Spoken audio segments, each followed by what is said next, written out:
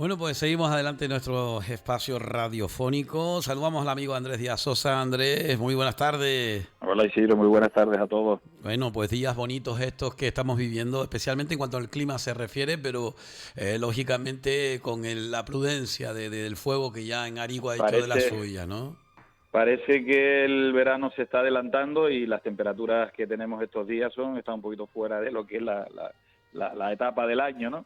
Pero bueno, como estamos acostumbrados a estos cambios tan drásticos en nuestro clima, Ujú. y como bien dices, por desgracia tenemos que lamentar esa noticia, ¿no?, que nos tiene a todos sobrecogidos, y a ver si de alguna manera se controla ese incendio en Arico. Estuve allí la semana pasada en esa zona. Sí. Ujú. Es realmente increíble y el acceso es muy difícil. Yo me acordé Yo de estuve en ti. la zona del Barranco del Río, Ujú. que hay una cascada ahí, Sí. y es justamente el barranco que está al lado donde se ha declarado ese incendio, ¿no? Y la verdad Bueno. que es una zona impresionantemente bonita, pero de muy difícil acceso y es muy escarpada y todo aquello ahí. Bueno, en fin, esperemos que Esperemos, esperemos. los medios lo solucionen pronto y lo demos por apagado, ¿no? Oiga, que también la felicidad es para usted. Estamos hablando de 30 años. De esos 30 años, Andrés, yo tengo referencias tuyas de los primeros años también aquí de la radio. En una de las grabaciones que estaba yo, pues me gusta de vez en cuando meterme ahí y marguciar y digo, ¡ay, mira! Andrés Díaz Sosa en el 90 y poco, ¿eh? No me acuerdo exactamente qué era.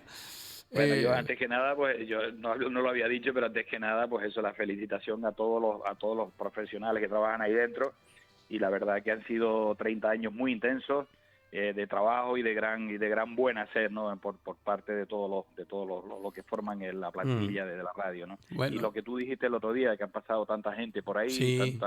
tantos colaboradores y que bueno, que es un medio que ha sido importantísimo en el desarrollo Mm. de nuestro municipio y de nuestro norte, Bueno, evidentemente. lamentablemente la cultura, el folclore, la tradición no es de lo que más se ha pues hablado.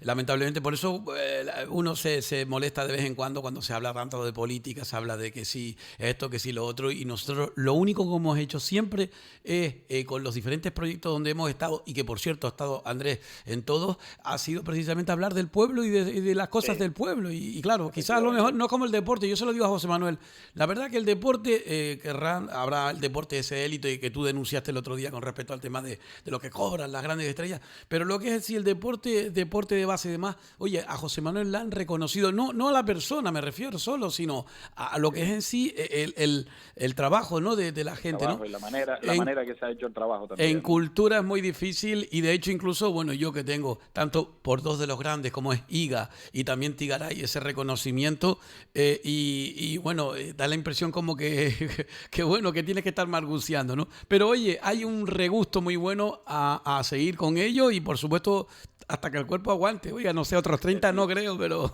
Que esto lo de la radio es como el bichito que te va entrando y que no lo puede dejar, que te está todo el rato pidiendo comida y más información y más datos y más cosas. Y sí, siempre estar bueno, en lo que tú haces, no siempre estar inventando y buscando cosas y buscando informaciones y buscando sí, datos, ¿no? bueno, y gracias a personas como tú, a todos esos colaboradores también, que lógicamente sería muy aburrido escucharme a mí todo el tiempo, y ustedes tienen una labor extraordinaria, muy Mm. agradecido antes que nada, y a través fíjense ustedes, con Andrés, mucha gente ha ido después a ver los sitios que él ha citado, se ha interesado por la historia que él nos ha contado, y hoy nos vamos otra vez a un sitio de este Valle de la Orotava, y con una historia que contar, y sobre todo un reducto, otro reducto más de lo que es en sí, por un lado la historia y por otro también la propia naturaleza, digamos que urbana, ¿no?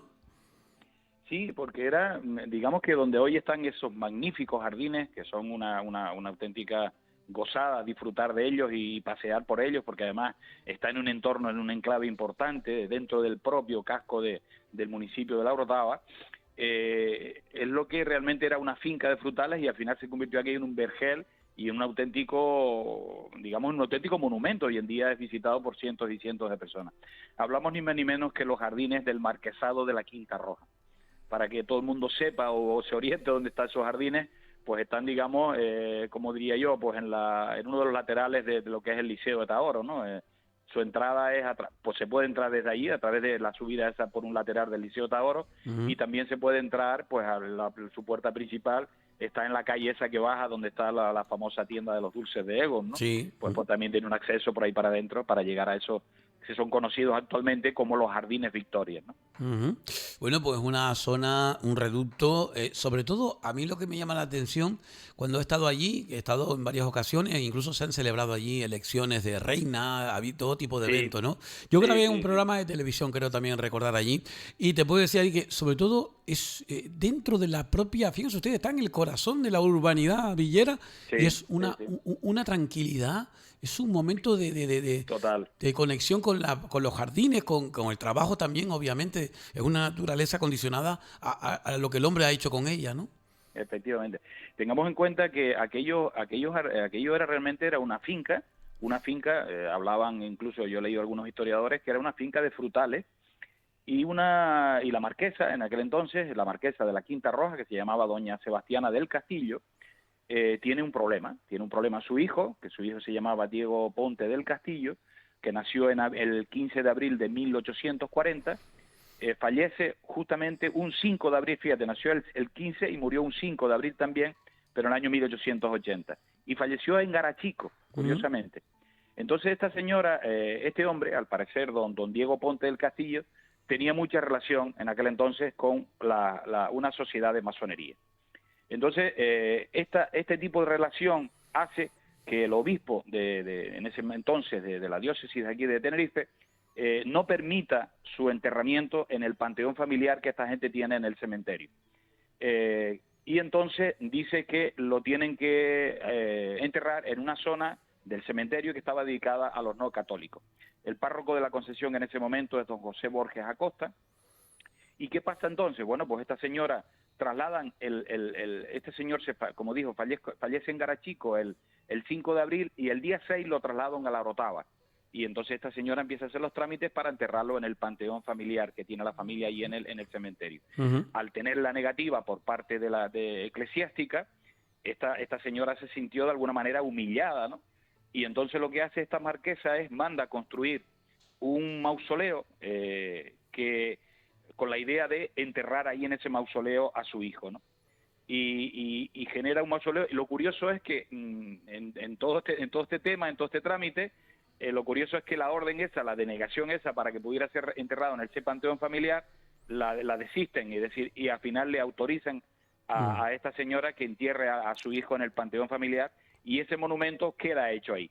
Es un monumento que hoy en día es de los dos que hay en la isla, grandes, digamos que de simbología de masona, Ujú. y entonces el primero está en Santa Cruz, que es el famoso, el que está creo que en la Rambla, me parece que está por Sí, ahí, que es un edificio en sí mismo, ¿no? Un exactamente. templo masón. Y, Ujú. y, y este gran monumento que está en la Villa de la Orotava y que es, bueno, hoy en día está considerado pues un poco un monumento contra pues, la intolerancia religiosa de aquella época y demás, ¿no? Ujú. Decir que este monumento está elaborado con mármol, lo trajeron de Lyon, y que fue terminado en el año 1883. El arquitecto del proyecto fue también un masón, que fue un arquitecto que se llamaba Adolphe Coquet, que también hizo otras obras también en el Puerto de la Cruz. Y Ujú. luego Sebenzú y López. Sí. Tiene 7 terrazas, como si lo has visto, tiene Sí. 7 terrazas Mm. escalonadas y termina arriba con ese gran, pues un gran valor simbólico de un poco relacionado con los símbolos de la masonería. Bueno, hay que recordar que la masonería en Canarias tiene un predicamento muy especial, sobre todo finales del siglo XIX, donde, Exactamente. pues bueno, tuvo una importancia. De hecho, incluso con la llegada de la dictadura de Franco fueron perseguidos. Hay que recordar esa famosa frase que decía el caudillo de una conspiración judeo-masónica, ¿no? Masónica, sí. Claro, y que la gente no sabe que masón en inglés es mason y significa albañil. Y de ahí, pues, precisamente los útiles que aparecen muchas veces de arquitectura y Sí, de están muy construcción, relacionados sí, con el tema con los simbólico. gremios. Utilizan mucho la Sí, simbología, incluso están hablando incluso de las antiguas catedrales de la Edad Media europea. sí, sí, sí, Muchos de sí, los de las características de esa construcción las toman los masones como sí. símbolos de ellos, ¿no? Claro, es que hay que recordar que eran adelantados a su etapa. Imagínate tú esas grandes catedrales, los conocimientos que tenían que tener de matemáticas y demás para poderlas tenerlas y hoy en día estar en pie todavía y con Mm, esos arcos y todo sí, ese cálculo que hicieron, ¿no? Y también hay sí, que recordar bueno, a pesar de todo ello y que ahora esté la cosa un poco, pues no tan conocida, vida. Lo cierto es que hay muchos empresarios conocidos, sobre todo relacionados con el sector del turismo y también de la construcción, que también se han citado como parte inherente de esa masonería en Canarias, que bueno, que hay un libro, por cierto, muy conocido Sí, que me exacto. imagino ustedes lo buscan. Y bueno, no me acuerdo el título ahora, pero en el Centro de la Cultura Popular Canaria está seguro, ¿eh? En Tenerife pues tuvo una influencia importante, la masonería, como dije, y hay dos edificios pues significativos, el que comentamos, este de la Orotava, el templo masónico de Santa Cruz, y este mausoleo, como dijo, en la Quinta Roja, ahí en la Orotava. Ujú. Según los historiadores, estos dos emblemas no tienen parangón en el resto del Estado, es decir, son importantes a efectos de estudios de esta corriente de masones, ¿no? Sí.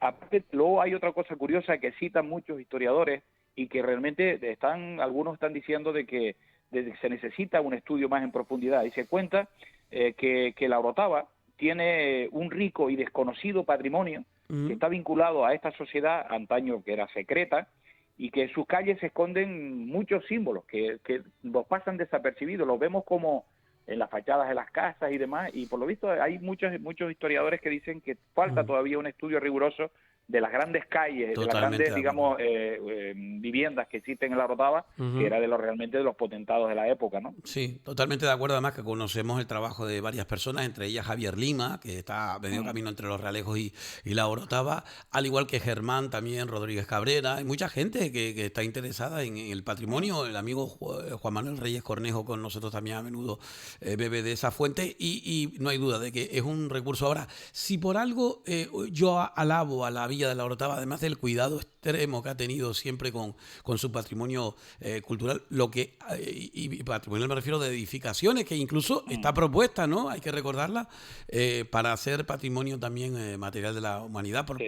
igual que la laguna, ¿no? Y Pero yo recuerdo, no solamente decía eso, Andrés, el hecho de que tienen pulmón verde. Estábamos hablando el otro sí, día de sí, al lado lo que era el de la Hijuela. Y después sí, también, por supuesto, este que está justamente en la vertiente contraria, que es que está el de enfrente de la Victoria. escuela Sí, prácticamente, ¿no? Sí. sí, sí, sí, sí. Que yo recuerdo en mi época laboral, que fue cuando el Ayuntamiento de Orotava, que estaba en aquel entonces pues Isa Valencia de alcalde, estaban con las negociaciones para comprar todos estos terrenos de la Quinta Roja, ¿no? Y Ujú. fue una negociación bastante fuerte en cuanto a tema económico, Sí, pero porque que al final antes, al final el ayuntamiento se quedó con toda esa propiedad, ¿no? Andrés, porque antes de que eso sucediera, eso estaba cerrado, era privado, ¿no? Y eran terrenos particulares, sí, era Vale, una vale. familia que yo las conozco además, conozco incluso un miembro de esa familia trabajaba, era compañero de trabajo nuestro, ¿no? Y yo sabía cómo estaban las negociaciones y cómo fue la negociación por Sí, parte de esa familia, que fue la que al final vendió. Ellos se quedaron con una casa que está en la parte debajo de todo, que da hacia prácticamente donde estaba antiguamente el Liceo Taoro. sí. Ellos tienen una casa allí, Ujú. pues ellos vendieron toda la parte de arriba, que es todos esos jardines, y luego el ayuntamiento los rehabilitó todos y los puso Y ahora al mismo, público, ¿no? además de ser un atractivo turístico para la gente que venga de fuera, también los propios Total, villeros pueden total. pasear, qué agradable ir. Yo me acuerdo que sacamos fotografías de Romén también cuando la primera comunión. Sí, hay un montón de gente que va a dar Igor, fotos y primeras comuniones y sí, todo eso, pues sí. Igor, que es un fotógrafo de la Cruz Santa magnífico que nos hizo ese trabajo, pues estuvo allí y nosotros nos llevó allí, dice, vamos allá. Vale, bueno, y estuvimos en la Hijuela y nos hizo la fotografía también en el Victoria. Y sinceramente, qué agradable para uno llegar, para hablar, Sí, para sí, charlar, sí, para sí. Es olvidarte de una zona muy móviles, bonita. He visto a olvidarte gente de un montón. ruido. Sí, sí, Sí, sí. he visto a gente varias veces por allí, que me gusta pasear por ahí también, y mucha gente incluso leyendo en los sillones, no sé, hay un montón de sitios para sentarte, Ujú. y es una zona de que es apacible, una zona que te da tranquilidad y te da sosiego, ¿no? Sí, sí, además después si vas con alguien que conoce el tema te dice, mira, este, el arbusto, ha tenido Sí, magníficas, sí, sí, sí. digamos que, pues también representaciones de nuestra flora y Mm. también de aquellas flores que llegaron a nuestra tierra y se Y aclimataron y son demás, ¿no? jardines muy bien cuidados, ¿no? Decir también que en la Orotava se creó la logia Taoro, se llamaba la logia Taoro 90, Ujú. pero se constituye en el año 1874, y desde el comienzo vivió un duro enfrentamiento con las autoridades eclesiásticas, lo que tú comentabas, ¿no? Sí, Sí, pues era un sí. enfrentamiento bastante duro, ¿no? Aunque los jardines, y luego también decir que esos jardines fueron declarados bien de interés cultural, y constituye un ejemplo singular y único en toda Canarias y en España. No hay Sí. prácticamente unas instalaciones, además con con esa simbología y sobre todo sabiendo, digamos, cómo fue el germen o la historia de por qué se construyó todo aquello allí, ¿no? Bueno, de hecho, incluso la historia general de los masones se habla acerca de cómo la Iglesia intentó controlarlo, como no pudo controlarlo, Sí. lógicamente lo Mm. denostó y lo puso como los malos, como el diablo, como y de hecho, ellos incluso hicieron como en el de Santa Cruz un templo propio que no es religioso, ellos seguían teniendo sus creencias religiosas, pero que era Sí. un gremio o una especie de asociación Hombre, que se ayudaban a entre veces, elos. sí, a veces definir la masonería no es fácil No, no. porque es tan amplio el abanico. Yo, por curiosidad, he buscado algunas definiciones. Esta me parece la más. Dice que la francmasonería o masonería es una institución de carácter iniciático, filantrópico, simbólico, filosófico, discreta, armónica, selectiva, jerárquico, internacional, humanista y una estructura federal fundada en un sentimiento de fraternidad. Esa es un Ujú. poco la idea. Sí. Entonces, su objetivo es la búsqueda de la verdad, el estudio filosófico de la conducta humana, de las ciencias y las artes, y el fomento de desarrollo social y moral del ser humano. Pues sabes Pero ahí que estaban también metidos algunos políticos sí, sí, sí, y sí. alguna gente influyente de la sociedad, ¿no? De Dentro hecho, de esas incluso sociedades, ¿no? de forma, digamos que muy callada, es decir, personas que Sí, igual era ni... muy reservado Sí, todo. exacto. Como dice el otro, en la misa y por otro lado callado la boca, es decir, gente que Sí, de forma pues callada, pues también, de hecho, incluso en más de una ocasión, con respecto al tema de lo del régimen anterior, pues muchos de los que estaban allí decían que de forma secreta, pues seguían asistiendo a esas reuniones y demás, ¿no? exactamente, Y exactamente. queda ahí eso, ¿no? Hombre, yo lo que sí te puedo decir como realejero es la envidia sana que Sí, tiene uno con respecto a ese concepto de la Villa de la Orotava, porque aquí en Los Realejos, sabes tú que fuimos muchos los que, bueno, no tantos como yo quisiera, que pedimos hombre, que por favor el pulmón del Realejo Alto, que habían dos pulmones, nos queda uno, pero el otro lamentablemente ya se quitó, que fue el del Cercado, que se podía haber hecho allí perfectamente un parque, ese sí, pulmón verde, que ahora tenemos la posibilidad de hacerlo en la zona de la Charca, como digo sí, yo, sí, y qué sí, pena sí, que se soslayó, se quitó, se construyó, se hizo una plaza y demás, y también se hicieron lógicamente lo que era la especulación del terreno para vender pisos. está claro. Pero qué pena con aquel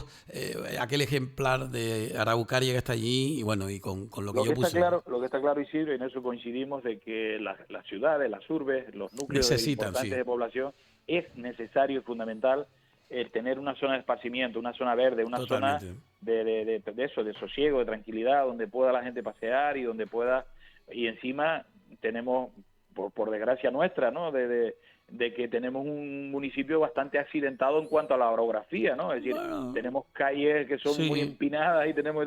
Entonces, las poquitas zonas que hay donde pueden haber esos reductos y tal, yo creo que tenemos que Te voy, aprovecharlas mira, para... te voy a decir una cosa que me lo dijo un político, no voy a decir quién obviamente, pero te voy a decir lo que me dijo un político en ese momento determinado cuando después de una presentación, pues yo, la agape que hay después y todo, pues comentaba con otras personas y el hombre estaba entre ellas y claro, viéndose y él notándose aludido, dice, mira, aquí si quieres ver verde, coge un momentito, te pones en Chanajiga.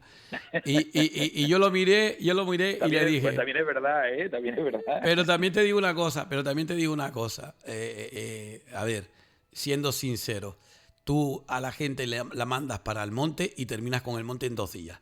También es Y verdad. Sí, además todo eso es verdad. tú quieres salir a pasear en tu pueblo y porque tienes que comerte todos los gases de los coches. Si tienes un lugar donde te puedas sentar, donde te puedas... Cada vez las plazas se preparan más para cosas que no son el paseo, que no son el descanso, que no son la lectura, que no son... No hay prácticamente, ya incluso todo es minimalista. Los Sí, árboles sí, tienen que ser chiquititos, no pueden exceder, las sí, lámparas tienen sí, que ser tal. Es decir, sí, sí. oiga, no me venga usted a mí, y eso, sinceramente personalmente lo reconozco yo, creo yo, es verdad, tenemos un montón de espacios naturales y tú eres muy conocedor de todo ello, pero eso no quita para que tú salgas de tu casa y encuentras en la urbanidad un lugar, mira, algo Sí, tan sencillo como la Magnolia, lo que pasa es que después hicieron lo que exactamente. hicieron allí con el Sí, desnivel y tal, ¿no? Pero sí.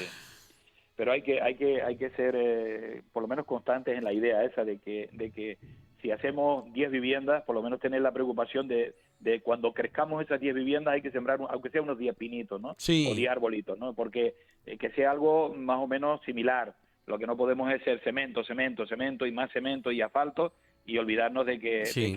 de que necesitamos espacios libres, necesitamos sitios donde relacionarnos, que no sea pues el bar, ¿no?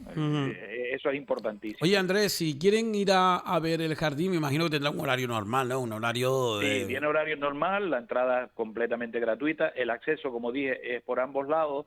Pueden entrar desde la plaza de la Orotava, no sé cómo se llama la plaza de la arriba, la del kiosco, sí. la de toda la vida. Sí, la Constitución, se llama la Constitución. Exactamente. Bueno, pues por el lateral, uno de los laterales, después hay una calle que sube por ahí para arriba, sí. Y ahí tiene un acceso, y el otro acceso, el del principal, está, como dije, por la calle esta frente a la escuela, frente a la escuela que está en la trasera del ayuntamiento. Enfrente hay una entrada por ahí para adentro, hay una puerta tan bonita además de hierro y demás forjado, y el acceso es por ahí para adentro.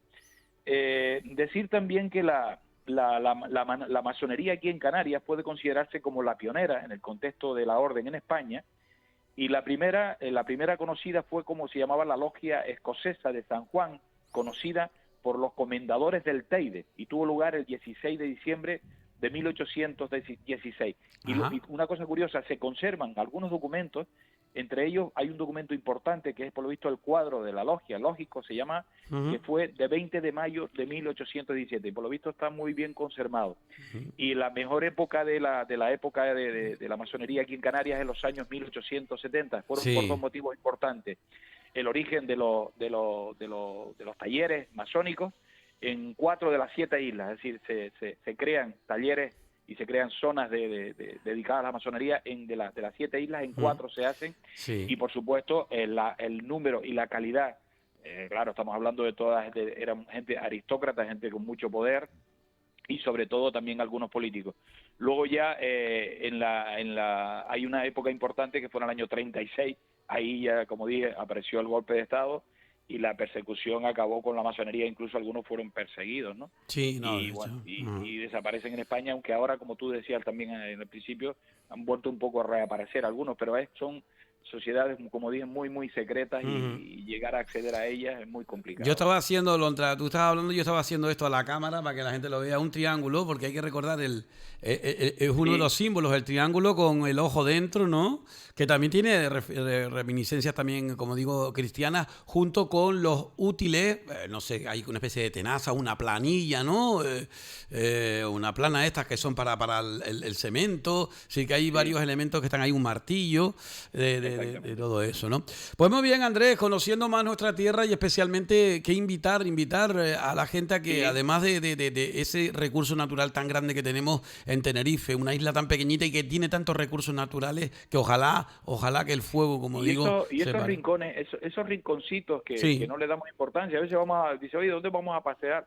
Pues mira, es un rincón muy apacible, muy tranquilito, de unas vistas increíbles, porque además, como queda en alto, tiene vistas desde el valle hacia el puerto y demás, y luego, evidentemente, estar en un entorno, digamos que todo aquel, lo que es el mausoleo, aquel que la señora mandó construir, ¿no? Con la idea de enterrar, como dije, allí a su hijo, pues todo ese entorno le da no sé, algo especial, y la verdad que es una auténtica gozada pasear por esos jardines que están muy bien cuidados. El Ayuntamiento de Rotava tiene muy bien cuidados aquellos jardines, y yo les invito a la gente a pasear por ahí y a disfrutar de un ratito, porque también es una cosa que no hace falta tener un día allí dentro, sino con un ratito se pueden ver, ¿no? Totalmente de acuerdo, por eso yo insistía. Y luego te da, porque además creo que tiene un acceso por uno de los laterales a echarte un dulcito en casa. Sí, bueno, que poco bueno. Por detrás. Creo que incluso ellos ponen a veces algunas mesitas allí por fuera. Es decir, un petit suisse. Que te puede echar el dulcito. Un petit suisse o uno de los tamborcitos, como digo yo, aquellos dulces tan buenos que tienen allí, que es una de las... O una miloja esta para chuparte los dedos. Sí. Bueno, pues una cosa importantísima de todo ello que tenemos que tener en cuenta es que siempre que vayas, eso, con mucho cuidado, trátalo bien, no dejes basura, que es lo que siempre pedimos. Y ojalá, como digo, yo lo que decía con respecto aquí a los realejos es que, claro, que uno lo que quería también es que tú salieras afuera, tienes la comida hecha, vamos a dar una vuelta, vamos a dar un paseo. Oiga, pues eso, tener un sitio así como se puede tener, como ejemplo, en la Orotava. Andrés, seguiremos hablando de todo ello, y el lunes, Dios mediante, te espero con el comentario. Ahí estaremos. Bueno, muchísimas gracias, caballero. Un abrazo para todos. Bueno, y gracias de antemano, ¿vale? Venga, saludos.